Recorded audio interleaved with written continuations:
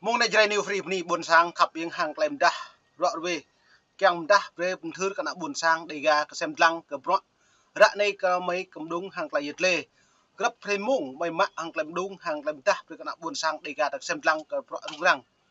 giờ mấy peni buồn sang yang tây pla này thầy chế bị một đôi tua nhà cái rõ lại pro này hiếm bạ lại cái lại trúc phân áp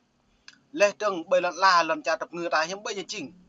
lại trúc này lại a khá bồ đà lại lờ nên ta lại ác kháng lại lơ này mệt vài buồn sang kẹo có tối rẽ đang tìm đẹp lấy cái rẽ full nục này dần này chứ nó lại có nục này dần này đã bố nhiều ngã lê tường nhiều ngã tang hàng nạ buồn sang tập bổ đối xăm nhân neo bề cái nơ rằng lại nhầm trạch máy cái bọ cái nhiều ngã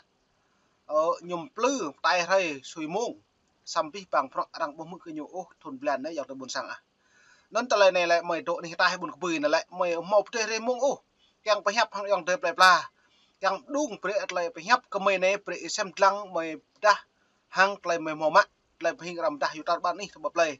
leh trong măng nên lại pehing mày mát lại pehing này lại lại chun duyên pe thông tin tổng hợp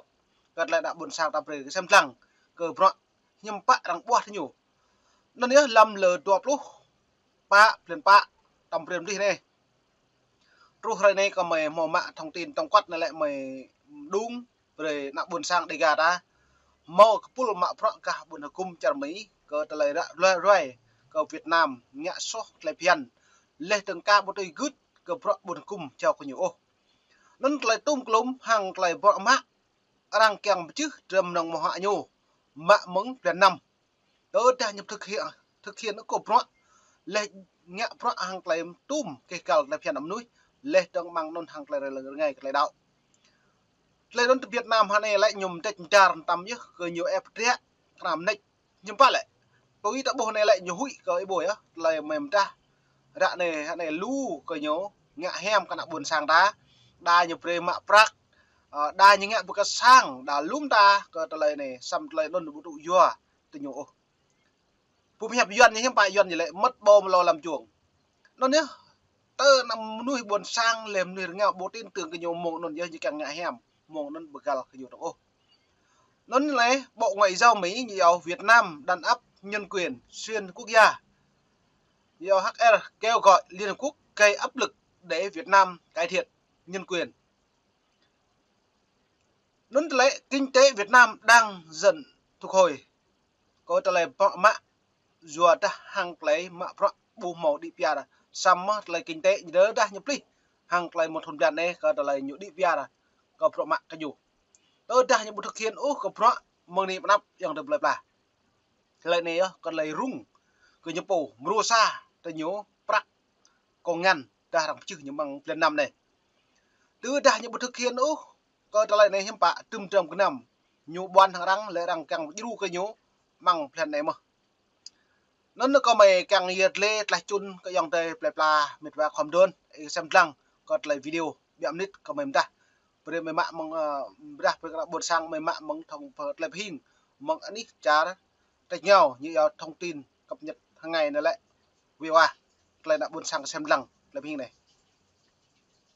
hồ sơ nhân quyền sắp tới của Việt Nam tại Hội đồng Nhân quyền Liên Hiệp Quốc để áp lực buộc Hà Nội chấm dứt đàn áp những người bất đồng chính kiến và các quyền cơ bản. Tiến trình rà soát định kỳ phổ quát UPR chu kỳ 4 đối với Việt Nam sẽ diễn ra vào ngày 7 tháng 5 năm nay tại Geneva, Thụy Sĩ. Theo Human Rights Watch, nhân quyền Việt Nam đã xấu đi đáng kể kể từ đợt rà soát UPR chu kỳ 3 vào đầu năm 2019. Bà Ellen Person, giám đốc Ban Á Châu của Tổ chức Nhân quyền nói trong thông cáo ngày 20. Dù tôi nói boleh mà mong như nào anh ấy rằng là giàu nhớ lắm lần mẹ lời chúc tâm đi nên thông tin lu đầm ta định nhập cha là đang buộc cật lấy nhiều mạo pro cật lấy buộc màu thực thi nhân quyền tôn giáo ở Việt Nam càng ngày nghiêm trọng hơn cật lấy đàn áp cật nhiều phù thêm phải lại giữa nó đang chi tích cái nhớ liên tiếp cật pro mạng này nó nhiều chính phủ các nó từ này đã buộc hiểm bại hiểm cật lấy nhầm đa cơ pro mạng lấy tiếng hàng lấy nhầm tích cha lấy này hiểm bại đâu nó lại mềm rễ bố cái lại xem lăng rằng ta cải thiện rằng lễ cái nhau kẻ nhập lý để thực hiện năm mới hấp con nọc đảng sản Việt Nam cơ lấy đôi răng thanh đen đâu dưới đó là mềm rễ lăng mệt và hàng đêm ta này 12 tháng 4 rằng chính phủ các quốc gia thành viên của Hội đồng Nhân quyền Liên Hiệp Quốc đừng để chính quyền Việt Nam gây nhiễu bằng nỗ lực tẩy trắng hồ sơ nhân quyền tồi tệ của họ. Tháng 2 vừa qua, chính phủ Việt Nam đệ trình bản tự kiểm điểm về nhân quyền dài 24 trang lên Hội đồng Nhân quyền, ca ngợi thành tích của mình mà Human Rights Watch cho là tràn ngập thông tin sai lạc về quyền tự do ngôn luận và tự do báo chí ở Việt Nam. Human Rights Watch nói hiện có hơn 160 người đang Dua nó là rạ này nhiều độ đom độ cự hà này là tüm bình tùy đua của bọn hàng lấy kê cao lập chân núi lê tương bằng nón vót cột phù đạo mò cho tu năm lô châu nhiều độ yếm dữ hà này với bình cao bộ mọ án ố cao bộ mọ nhưng mà cao bộ sứ nó là bình nón nhập hà bệnh lấy nón tới đã bộ bình doan hiếm bại như chỉnh tôi đã bộ suy thoại bự hay có bự lê tương cái độc này doan nhiều bộ tùy đủ tầng bởi ăn nắp phù mạ bọ liên hợp quốc ô lê tương lùm núi bình chăm bua cái nhung của bọn mạng hàng lấy nhiều định ra đó như yêu đèn rồi là tăng lại cái pi bằng bọn là nhú mẹ bọn hàng làm tập thị bọn dự trình bọn sau trình bọn dự nó là buồn sang là năm vừa pít có ta lại chẳng mặc bây giờ đang chơi thì ông đều lại làm mà nạ tình này tài chế nhiên pi bằng bọn rẻ doan này lâu tới như nào hàng lấy rầm ray lấy lút cái chụp phủ tới ta nhập pan Trung Quốc lê tương đáng cái nhau tố lật lại nhau lút với đất cái nhủ pan cái chả tay nghèo cho mấy lê tương mang hội mang pol asan rằng tụ chung với nhủ mang non lệ đang nhau lút lê lật là cái nhau tụ nó nửa này nhiều phương hướng cho này bây giờ tròn này nó như thâu cái nhau này lại nhiều một lần tôi đã buộc lại nhiều tuần vợ này lần nào mà dọn tài nguyên đi lại lần là buồn sang để gà à với nhật đi cả anh ấy miền Bắc Hà Nội lấy lần cả dân tộc Mông nó này tranh cái ai tạm biết bây giờ con này mau mà Campuchia từng tiếng mạ cái lệ lần là một còn nhiều kẹo túi hàng biên giới cút mọc mong lâu đi nó bị bệ xem lăng là giật leo này biết ba bị giam giữ ở Việt Nam vì phê phán chính quyền, hành vi bị hình sự hóa trong bộ luật hình sự. Tất cả báo chí trong nước đều dưới sự kiểm soát của Đảng Cộng sản Việt Nam và Việt Nam đứng thứ 3 thế giới về số lượng nhà báo bị giam giữ. Nhà cầm quyền giám sát ngặt nghèo mạng Internet và hành vi đăng tải hoặc chia sẻ nội dung phê phán chính quyền trên mạng. Em bồi tüm hạt rẽ cái nhiều ngã lê tương nhiều mạng nhiều tập hiếp bằng tüm hạt rẽ núi cao hàng phọ lại cái cả nhiều pre bình an ninh cơ động lê căn tùy tua xem bù pre mạ phọ đăng hàng thông tin sai lệch nhiều từ đặc bùa lấy đăng thông tin báo chí tự do bộ màu nhà mua nhũ lê tương bộ màu dựa một lại phiền lấy lên nó nhiều mại rồi vui hiếm bạn lấy cái cả lại phiền nằm núi hiếm bày tự do nhân quyền hiếm bày tự do thông tin hiếm bày tự do báo chí đối với Đảng Cộng sản Việt Nam như thâu cái lời này ý bù nhiều nhập hàng bày đáng nhu lễ nhân quyền Việt Nam bù tùy áp đặt hàng nhân quyền phương Tây lê tương mày mạ như lệ cự tù nhân bởi dự cự hàng sót lại phiền nhân quyền mày mạ lệ sót nhua lệ sót doang lại phiền Đảng Cộng sản Việt Nam duyên nên như mạ cự là này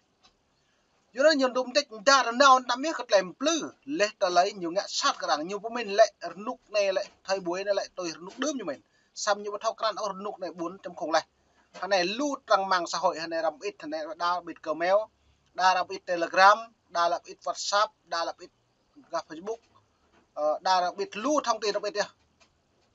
đang thâu chặt nhau đi Gmail văn phòng bày pro bày đồng phòng xăm làm ít là bây giờ con ông làm hẹp nhau đang dựa 3 nhân chứng một mặt 3 lời làm đặc đi về cái nhật hậu xăm rồi nhồi được khang nhồi được bao che nào mất cái nhồi này duyên nó lại này lại rằng mạ mong lần năm người ta xem lăng trong buồn sáng rằng keng quan tới nhu prin thực thi prin nhận đáp ra lời cái rằng cập loạn cái nhố bộ màu nghệ sát bình phụ đáo lê tượng bộ màu nghệ mạ cự bình pul sau lại phiền xăm mang răng lại là mò rạ mò rúp mò bạo này nhưng bạn lại nó bày về xem lăng bẹt là lên này từ nhiều mạ cự tu nằm với chỗ bằng nó lu lo có nên xăm mà rằng thông kê từ nhố bộc và răng lại tu nằm với chỗ như được cự này mạng có thể dẫn tới án tù dài hạn. VOA đã liên lạc Bộ Ngoại giao Việt Nam và Văn phòng Nhân quyền Liên Hiệp Quốc đề nghị cho ý kiến về lời kêu gọi của Human Rights Watch nhưng chưa được phản hồi. Việt Nam trong các dịp khác nhau trước đây luôn bác bỏ các cáo buộc vi phạm nhân quyền và khẳng định bảo đảm quyền con người của mọi công dân. lời nón mềm ta rồi về mệt vài buồn sang ấy bồ lại rồi có buồn sang phải là đã pre sa ai sa tele min đội chẳng mảng nằm vượt pit u cái doan này lau tình dịch lực lật lạc cái nhịp phố lên từng pul buồn cung cái nhom mạ vợ lên từng nào lại cái cả nạ buồn sang đi gà ta lum ta cái vợ lại rung răng pre nằm rung răng ô cái pi bằng vợ pre thao một lại chẳng mảng mong này mày ni pi bằng mệt vả là có isem lang kerap mong có mày đúng tôi đã mày rồi về cả một đống nôm và đã cả một cái ô có bình luận lên từng itu tanya lên từng cả pha lum nước về thao lại hình mày ta này kerap mong ni buồn sang khắp